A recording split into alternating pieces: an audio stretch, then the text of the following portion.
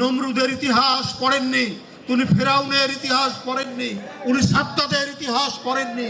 ওটা যদি পড়তেন, নিজের দেশের মানুষ, নিজের দেশের কচি কচি সন্তানদেরকে হত্যা করতে যার দ্বিধা করে না, শুধু নিজের ক্ষমতাকে ধরে রাখার জন্য এত বড় পাপিষ্ঠ একজন নারী, তিনি আবার রাজনীতি করতে চান।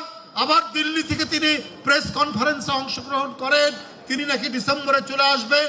এটা হচ্ছে মামার বাড়ির আবদার।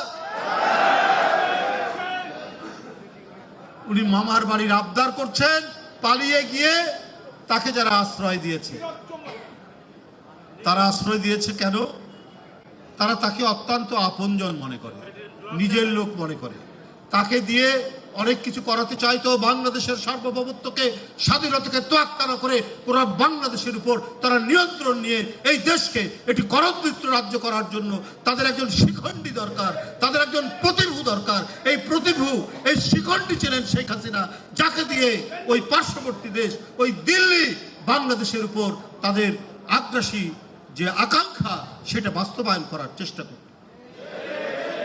জনগণ, তরুণ, শিশু, কিশোর ফুঁসে উঠেছিল। সেই ফুঁসে উঠা জনগণের বহিঃপ্রকাশ হয়েছে জুলাই।